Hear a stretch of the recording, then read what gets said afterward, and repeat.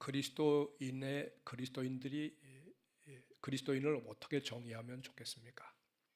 하나님의 백성으로 산다고 하는 삶의 증거가 무엇이겠습니까? 저는 그리스도인은 다름이 아닌 복음을 안고 사는 사람이라고 말하고 싶습니다. 그리스도의 복음을 품고 사는 사람. 요즘 우리가 이제 단일 기도회 11월 1일부터 시작되는 또 21일까지 끝나는 그 단일 기도회를 우리가 참여하고 있는데, 여러분, 저는 사실 정말 이때가 내 인생의 가장 행복한 때인 것 같아요. 그리고 밤이 기다려집니다. 여러분, 우리 그 간증하시는 분들 한 분 한 분을 가만히 들여다보면 그들에게서 우리가 왜 같이 막 감사하고 같이 감동하고 또 은혜를 받으면서 우리가 왜 기뻐하고 위로를 받습니까? 그들에게 복음이 있어요. 복음이. 간증하는 사람들의 그 한결같은 그 모습이 뭐냐면, 저분 안에 복음이 있구나, 저분 안에 그리스도가 계시는구나, 저분 안에 하나님이 함께 하셔서 저런 증거의 삶을 사는구나, 이게 느껴지잖아요. 그래서 저는 그래서 그 모습이 너무나도 좋은 거예요. 그리고 저의 부족한 부분도 한번 돌아보게 되고요. 저는 그래서 받은 은혜들을 하나같이 다 은혜가 되지만은, 그래도 우리 일반 성도님들이 간증하시는 내용들 가운데 너무너무 간증이 좋으면 그걸 다시 이렇게 제가 영상을 필요한 사람에게 보내요. 물론 우리 성도님한테도 보내긴 하지만은 잘 안 보냈고, 정말 그리스도의 은혜가 필요한 사람들에게, 제가 또 전도 대상으로 삼는 사람들에게 그걸 보내고 있습니다. 제가 받은 그 감격과 감동이 그들에게도 있다면, 그리고 복음이 그들에게도 들어갈 수만 있다면 예수 앞으로 나오는 일에 도움이 되겠다 싶어서 그렇게 하고 있습니다. 여러분, 이 복음을 우리가 들으면 결국은 끝에 가서 뭡니까? 와, 희망이 있구나, 살 소망이 생기는구나. 내 인생이 때때로는 이렇게 주저앉고 때로는 실망하고 낙심하고, 그래서 뭔가 나 자신도 내가 싫어질 때가 많았던 내 인생이었는데, 결국 나를 주님 만나 주셔서 나를 이렇게 다른 인생으로 만들어 가시는구나. 그러니까 그게 복음 아니겠습니까? 그 복음을 우리가 느낄 수만 있다면 여러분, 우리의 삶의 변화가 일어나지 않을 수가 없는 거죠. 그래서 우리는 여러분 사실 이 귀한 사명을 따라 사는 그런 사명의 어떤 책임감도 있지만은, 이렇게 누리고 살 수 있는 특권을 가지고 있다는 거, 특권을 가지고 있다는 거. 이 특권을 알면 얼마나 사람들이 행복하겠습니까? 이 특권을 가지고 살면 얼마나 삶이 정말 달라지겠습니까? 근데 모르니까 못 사는 거죠. 모르니까 그렇게 못 사는 거 아닙니까? 저는 가끔 이렇게 길거리 지나가다가 그냥 막 길거리 지나가면서 막 다투고 싸우고, 그 다음에 그냥 별로 유익되지 못한 말을 하면서 이렇게 살아가는 사람들을 보면서 어떤 생각이 드냐면, 야, 저 사람이 만약에 그리스도의 복음이 저 안에 들어간다면 어떻게 달라질까? 그죠? 지금 내가 뭔가 열심히 추구합니다. 열심히 그것에 집착을 합니다. 근데 그것이 하나님과 아무 관계없는 일이에요. 그런데 만약에 저분의 인생 속에 예수님이 들어간다면 저분이 어떤 삶이 될까? 어떤 변화가 일어날까? 간증하는 사람들 보면 보세요. 저들은 그리스도를 모를 때는 그렇게 살았어요. 정말 아무 존재감 없이 살았어요. 열심을 내지만 무엇을 위한 열심인지도 모르게 그렇게 살고 있어요. 근데 그들 속에 자녀로 말미암고 아니면 또 주변의 이웃들로 말미암아 예수님을 만나고 난 다음에, 복음이 들어가고 난 다음에 그들의 삶에 달라지는 그 모습, 간증의 주인공으로 수십만 명이 보는 그 간증 그 집회 앞에서 은혜 받는 우리가 다 은혜를 받고 있는데, 그 은혜의 주인공이 돼가지고 복음을 말하고 있는 저분들을 보면서, 야, 복음이 얼마나 위대하다는 거예요. 복음이 얼마나 위대하다. 이런 특권을 우리가 지금 가지고 살고 있는 겁니다. 사랑 여러분, 우리는 때로 그리스도인으로 살지만은 이 특권을 사용하지 않고 살 때가 많아요. 그래서 소중한 기회를 놓치면서, 또 다른 사람들에게 감동을 주던 기회를 놓치면서 살아갈 때가 많이 있습니다. 우리가 이 욥을 보면서 욥이 지금 고난 가운데 있지 않습니까? 그냥 집안이 풍지박산 났어요. 자녀들은 다 죽고 재산은 다 그냥 도둑질 맞고 불에 태서 태워지고. 그러니까 정말 어떻게 보면 욥은 물론 그 하나님의 비밀은 그가 알지 못하기 때문에 왜 이런 고난이 나에게 왔느냐 하는 것 때문에 그가 많이 고민하잖아요. 근데 이 욥을 갖다 위로하기 위해서 찾아온 세 친구들, 처음에 같이 아파했어요. 같이 막 마음을 갖다가 나누면서 그냥 그들도 똑같은 고통을 느끼면서 욥을 옆에서 위로하려고 그랬어요. 욥이 그냥 신음 가운데 그다음에 탄식하면서 뭔가 그 입에서 계속 하나님을 얘기하는데 가만히 듣고 보니까 평소에 우리가 하나님을 부르면서 그 하나님을 찾는 그 내용과 달라요. 왜냐하면 너무 아프니까 막 탄식을 합니다. 또 때로 보면 원망하는 듯한 소리를 듣는 것 같아요. 그러니까 친구들이 뭐 이런 욥이 있나? 예? 친구로 알았는데 신앙의 동지로 알았는데 하나님에게서 굉장히 멀어졌구만. 그때부터 이제 욥을 갖다 공박하기 시작합니다. 비난하고 그 다음에 그를 책망하고 정죄하고 그렇게 하는 거죠. 그래서 이 세 친구들의 입에서 나오는 말을 가만히 들어보면 다 나름대로 신앙적인 얘기를 합니다. 신앙적인 얘기를 해요. 근데 그 신앙적인 얘기를 하는데 그 얘기를 들으면 들을수록 욥은 더 가라앉아요. 더 힘들어해요. 전혀 위로를 받지 못해요. 그래서 그 친구들과 욥이 서로 간에 이제 얘기를 나누는 겁니다. 욥은 그렇지 않다. 나는 내 마음이 이유 없는 이 고난에 내가 참 이유를 알 수 없어서 고통을 내가 호소하고 있는 것이고 하나님을 그래서 간절히 구하고 있는 건데 왜 나를 그렇게 보느냐 그렇게 얘기하는데 친구들은 아니야 네가 그렇게 얘기하는 내용을 들어보면 아닌 것 같아. 그러면서 욥을 갖다가 계속해서 그냥 계속 세 친구가 사방에서 그냥 공격을 해댑니다. 이제 엘리바스가 이 두 번째로 이제 나와서 오늘 이제 얘기하는 내용이 여기 이제 욥기 15장에 나오는데 엘리바스가 욥에게 그 얘기를 합니다. 17절과 18절을 한번 읽어보면 한번 좋겠습니다. 17절과 18절 같이 읽습니다. 시작. 내가 내게 보이니 내게서 들으라. 내가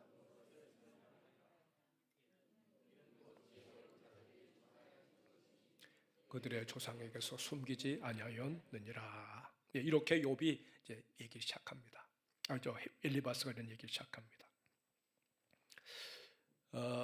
여기 엘리바스가 엘리바스가 나름대로 설교를 하는데 이 내용을 가만히 들여다보면 자신이 지금 말하고 있는 교훈을 네가 들어야 된다. 내게서 들어야 된다. 얘기를 하는 거예요. 근데 내게서 들어야 되는 그 내용이 뭐냐 했더니 그것은 내가 본 것이고 그 다음에 지혜자들이 나에게 알려준 것이다. 이렇게 얘기를 합니다.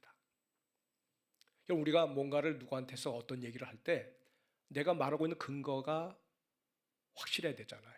그런데 엘리바스는 나름대로 욥아 너 내 말 들어. 내 말 들어야 돼 하면서 하는 그 내용을 들여다보다 보니까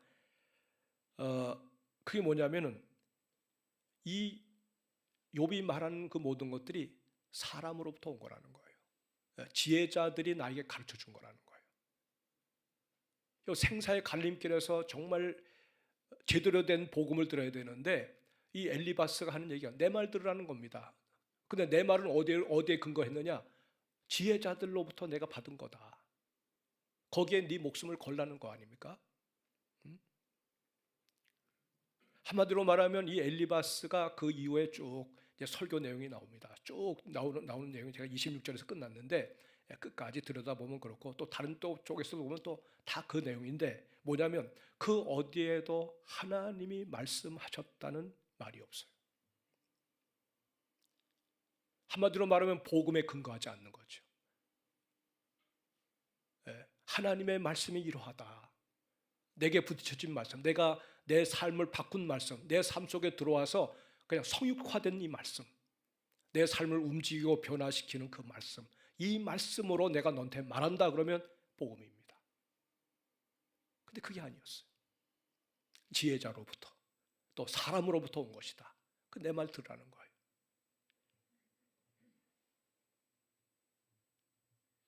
사랑하는 여러분, 그러니까 이 엘리바스는 신앙의 권위를 어디에 뒀느냐? 하나님의 말씀이 아닙니다. 하나님의 계시가 아닙니다. 나름대로 지혜자들이 경험한 것들, 그것들로부터 자기의 신앙의 기초를 가지고 얘기를 하는 거예요.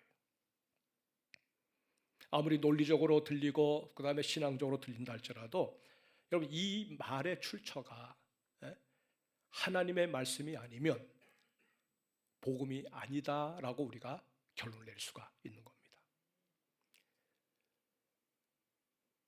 그리고 여기 엘리바스가 계속해서 이제 그 다음 절 20절부터 쭉 이어서 얘기를 보면은 여러분, 그 내용들을 가만히 들여다보세요. 다 보면 첫 마디로부터 심판을 얘기합니다. 두려움을 주는 메시지를 던집니다. 악인이 형통할 수가 없고 악인의 인생은 항상 고통이 뒤따르고 두려움이 엄습한다고 얘기를 합니다. 그리고 이 악인을 갖다 심판하기 위해서 숨어서 기다리고 있는 칼날이 기다리고 있다고 얘기를 합니다. 그리고 그 논조를 끝까지 가지고 가요. 끝까지 가지고 가요. 끝에 가서도 다른 피할 길이 없어요. 다른 어떤 소망을 제시하지 않습니다. 다른 길을 제시하지 않아요. 여러분, 이 엘리바스가 하는 말 가운데 보면 우리의 처지가 지금 어떻구나, 그냥 막은 상태에 있구나, 소망이 없구나, 이런 부분들을 한번 비춰줄 필요는 있어요. 진리는 비추잖아요. 진리가 우리에게 다가올 때 먼저 비추잖아요. 예? 세상에서 그냥 막장 인생을 사는 사람들도 진리신 주님을 딱 만나면 먼저 그 빛에 자기 인생을 비춰요. 와, 내가 나 자신을 보는 거예요. 예? 내가 나 자신을 모릅니다, 여러분. 내가 나 자신을 정말 잘한다고 생각하십니까? 그렇지 않아요. 정말 보면 내가 나 자신을 몰라요. 내가 얼마만큼 지금 망가졌는지, 얼마만큼 내가 죄 아래 갇혀 있는지, 얼마만큼 소망 없이 살고 있는지, 이렇게 살면 끝나는 건데 그걸 몰라요. 근데 빛이 비춥니다. 그러면 자기를 보게 됩니다. 소스라치게 놀라죠. 그 어쩌면 좋겠습니까? 하고 탄식하잖아요. 근데 길이 있다는 거죠. 그래서 그분에게로 가라는 겁니다. 그분에게로 가라. 그분이 누굽니까? 바로 그리스도입니다. 우리 인생의 중보이신 그리스도입니다.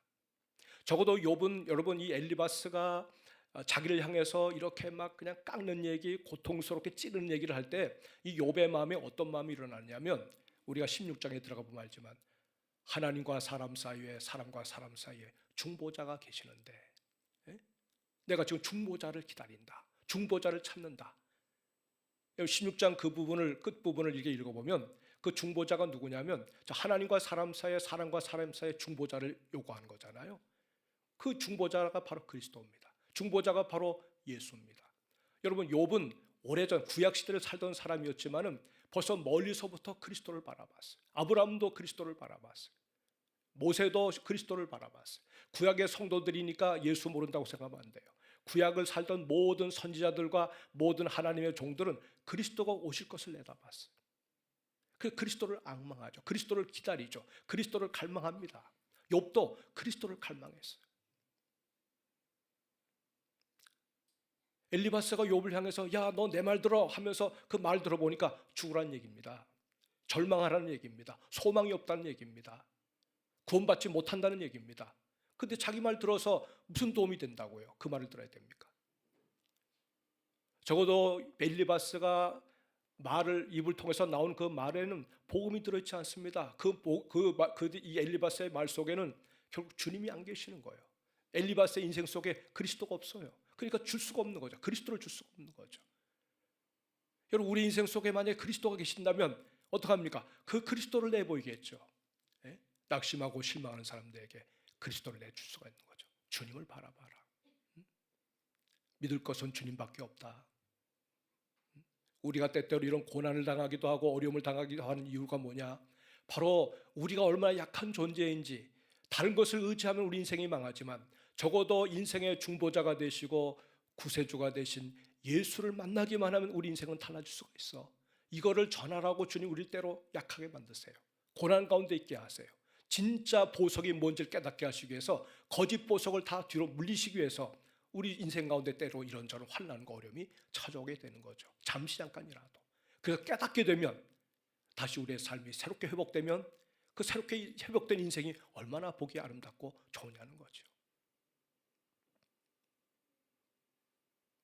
그러니까 여러분, 이 욥은 사실은 이 엘리바스가 욥을 향해서 하는 얘기 가운데, 자, 악인에 대한 얘기합니다. 심판에 대한 얘기합니다. 이걸 다 지금 누구 들으라는 얘기예요. 욥아, 너 들어. 네가 죄인이야. 넌 죄의 값으로 망하는 거야. 이렇게 된 것은 다 너의 죄 때문이야. 이거 얘기하는 거 아닙니까?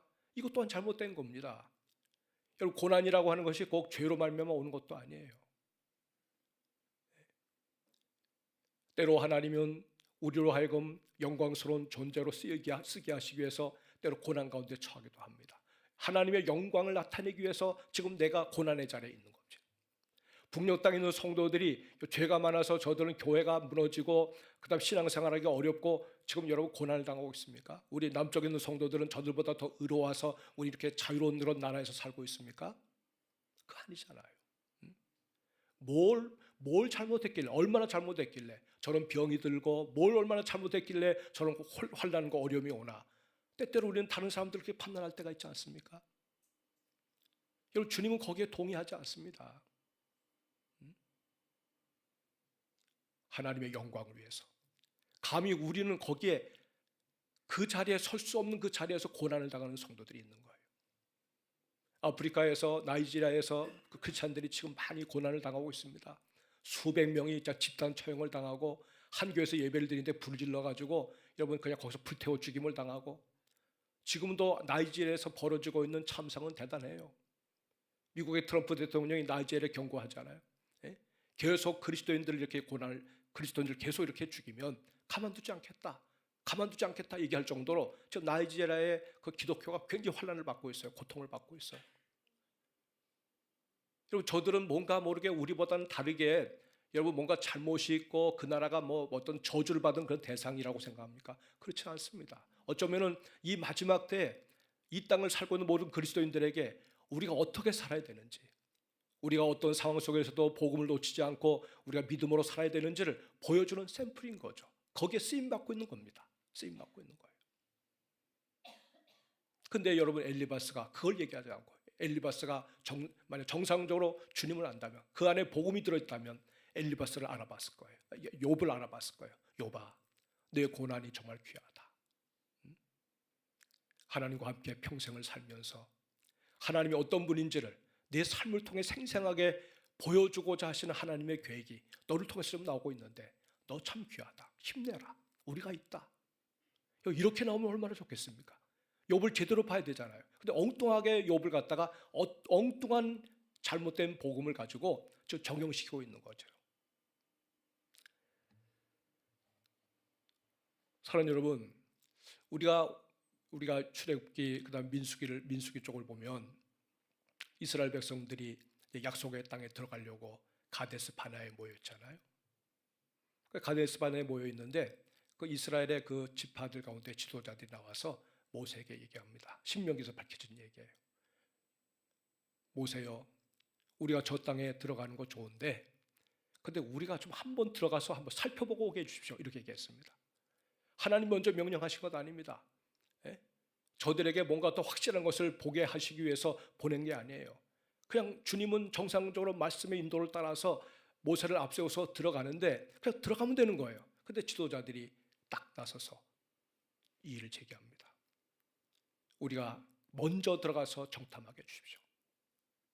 그래서 정탐하라고 그랬어요. 그래서 가서 다 봅니다. 그 땅이 얼마나 어떤 땅인지, 거기서 자라는 농작물이 어떤지, 그 다음에 그곳에 살고 있는 가나안 족속들이 어떤 존재들인지, 아낙 자손들이 얼마나 대단한지 다 봅니다. 그리고 거기서 또 물증으로 뭐 큰 포도 같은 거, 그냥 뭐 열매, 이 농산물을 가지고 그때 거기서 나옵니다. 그 백성들 앞에서 소상하게 얘기합니다. 아, 거기가 보니까 대단하더라고. 정말 젖과 꿀이 흐르는 땅이더라고. 또 거기에서 아낙 자손들을 봤는데 아낙 자손들은 보통 크게 아니더라고. 와, 하나님이 그 땅을 우리에게 주신다는 거야. 여러분, 돌아와서 실제로 그냥 그대로 있는 그대로 얘기하면 얼마나 좋아요. 거기까지 좋아요. 그렇다면 우리가 가자 하면 되는 거예요. 가자. 왜요? 우리에게는 누가 계십니까? 우리에게는 하나님이 계시잖아요. 하나님. 함께 하시는 하나님과 들어가면 문제가 없지 않다. 문제가 없다. 그렇게 독려를 해줘야 되는데 자기 눈에 보여지는 그 거대한 안악자손과 가나안 땅의 그 위용을 딱 바라보는 순간에 주눅이 들어버렸단 말이에요. 돌아와서 못 간다. 들어가면 우리는 그들의 밥이야. 돌아가자. 애굽으로 돌아가자. 그렇게 나온 거 아닙니까? 그때 여호수아와 갈렙이 던졌어요. 뭐라고 그럽니까? 아니다. 하나님이 저 땅 우리에게 주셨다. 하나님이 우리와 함께 하신다. 하나님이 함께 하면 문제가 없다. 저들의 보기에는 우리가 메뚜기처럼 보인다 할지라도 우리가 하나님과 함께 보면 저도 우리의 밥이다. 들어가자 그랬어요. 근데 이미 여러분 물이 엎질러졌어요. 다수의 사람들이 이렇게 보고한 말에 모든 백성들이 선동을 당해가지고 그냥 되돌아섭니다. 이스라엘 백성들이 그래서 약속의 땅에 못 들어간 1세대가 못 들어간 이유가 바로 여기에 있는 거예요. 그들이 하는 얘기를 주님이 다 들었어요. 내 귀에 들린 대로 내가 다 행한다고 얘기했어요. 여러분 우리는 때때로 우리가 사실을 그대로 들여다볼 수 있잖아요. 야, 우리 힘으로 못 넘어가겠는데, 우리 힘으로 안 되겠는데, 그런 생각이 들어요. 일생을 살면서 광야길을 걸어가면서 우리가 만나는 일들을 바라볼 때 그런 고백을 할 수밖에 없어요. 아, 정말 힘들대, 안 되겠는데. 그때 여러분 그리스도가 그 안에 있고 복음이 그 안에 복음을 품고 있는 사람이라면 그때 중보자이신 그리스도가 드러나시는 거죠. 그분을 바라보니까 주님 뭐라고 하시냐면 아니야, 내가 너희와 함께하고 있다. 내가 너희와 함께 간다. 내가 너희에게 약속한 것이기 때문에 이 약속은 반드시 성취가 된다. 들어가라. 전진하라. 뒤돌아서지 말아라. 이것이 바로 주님의 메시지 아닙니까? 그러니까 여러분 우리가 이 땅을 살면서 우리 하나님의 진리를 우리가 말한다고 그러면 진리는 우리를 자유하게 합니다. 진리는 여러분 거짓말을 못합니다. 진리 자체신 그리스도가 내가 곧 길이요 진리요 생명이라고 말씀하시면 거기에 답이 있는 겁니다. 거기에 답이 있는 거예요. 여러분 믿음에 있어서 복음을 가지고 사는 일에 있어서 생생한 증인으로 승리하는 삶을 사는 분들이 되시기를 주의 이름으로 축복합니다. 여러분 그리스도를 진리를 그냥 지식으로 아는 것하고 진리를 내 삶으로 살아내는 것하고는 달라요. 기도에 대해서 우리가 다 기도 좋지. 어려움을 만날 때 기도해야 되지. 다 원론적인 얘기 하지 않습니까? 그런데 기도의 자리는 안 나와요. 그 어려움을 당할 때 바로 그 자리에서 무릎 꿇고 주여 주님의 도우심을 필요로 합니다. 주님께서 힘을 주시기 원합니다. 어느 한 아이가 엘리베이터에 갇혔어요. 영상으로 제가 봤는데 아마 CCTV 영상으로 이제 보는데 그 아이가 어떻게 탔는데 문이 닫혔어요. 갇혔어. 작동이 안 돼요. 근데 그 꼬마 아이가 한 10살도 안 되는 조그만 아이인데 그 아이가 무릎 꿇더라고요. 무릎 꿇는 내용을 가만히 보니까 자기를 여기에서 나갈 수 있도록 해달라고 기도하는 내용이었어요. 우리는 때때로 그렇게 만약에 갇히면 먼저 막 폐쇄공포증이 오고 그 다음에 그냥 비생배를 누리고 막 할 거예요.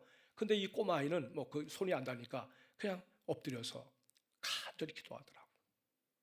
근데 여러분 문이 열리는 겁니다. 문이 열려요. 누가 사람이 온 것도 아니에요. 문이 열려요. 그 아이가 활짝 놀라서 뒤로 물러섭니다. 그리고는 이제 바깥으로 뛰쳐나갑니다. 그리고 이제 거기서 끝났어요. 이것이 바로 복음을 가지고 살아가는 어린아이일지라도 그 안에 복음이 들어가면 그때 내가 누구를 의지해야 되는지, 누구를 바라봐야 되는지, 누구를 소망하고 살아야 되는지를 깨닫게 되는 건 아닙니까? 이게 진짜 신앙 아닙니까? 사랑하는 여러분, 우리가 주님이 왜 그렇게 좋으신 줄 아세요? 왜 주님이 우리에게 필요한 줄 아세요? 우리가 아무리 어떠한 잘못과 죄와 그 다음에 망신창이가 된 인생을 산다 할지라도 그리스도를 우리가 요청하기만 하면 주님이 야, 너 더러워서 내가 못 쓰겠어. 내가 내 인생 가운데 가까이 하고 싶지 않아. 그러시는 하나님이 아니시라는 거예요. 다가오시고 찾아오셔서 손잡아 주시고 일으켜 주신 분이 바로 우리 주님이시라는 사실이에요. 여러분 우리가 요한복음 8장에서 가늠하다 잡힌 그 여인을 압니다. 사람들이 현장범으로 잡았어요. 남자는 그와 함께했던 남자는 어디 갔는지 모르지만 하여튼 그 여자만 잡혀서 예수님 발 앞에 무릎 꿇게 했습니다. 저들이 나름대로 분노하면서 얘기합니다. 예수님, 이 여인 돌로 쳐서 죽여야 됩니다. 왜? 율법에는 가늠하다 잡힌 자는 돌로 쳐 죽이라고 했습니다. 아주 막 열을 내면서 얘기합니다. 그 주님의 표정을 봅니다. 예수님이 이제 딱 우리 말에 걸려들었다고 생각했습니다. 돌로 쳐 죽이라 하면 평소에는 사랑을 얘기하지만 결국은 예수님도 별 수가 없구나. 예? 율법대로 그냥 돌로 쳐 죽여라. 이렇게 얘기하니까 주님에게는 주님이 가지고 있는 복음이 아니야 라고 얘기하지 않았겠습니까? 만약에 예수님이 안 돼, 돌로 쳐 죽이면 안 돼 라고 말하면 율법을 어긴 자가 되는 거 아닙니까? 법을 무시하는 그런 주님이 되어버리는 거 아닙니까? 그 주님께서 하시는 말씀이 뭐예요? 너희 가운데 죄 없는 자가 돌로 쳐라. 율법대로 말합니다. 돌로 쳐라. 그런데 너희 중에 죄 없는 자가 돌로 쳐라. 죄 있는 자가 돌로 치는 건 불법이다. 그건 맞지 않는다. 죄 없는 자가 돌로 쳐라. 사람들이 비로소 자기를 돌아봅니다. 얼마만큼 자기가 여러분 남을 뭐라고 그러면서 내가 그렇게 살지 못했던 자신을 돌아보게 됩니다. 이건 진리의 성령께서 나름대로 깨닫게 해주지 않았겠어요? 한 사람 한 사람 돌을 내려놓고 그 현장을 다 떠나갑니다. 그리고 그럴 때 주님이 그 여인에게 다가가요. 여인아, 너를 정죄하던 자가 어디 있느냐? 다 갔습니다. 다 갔습니다.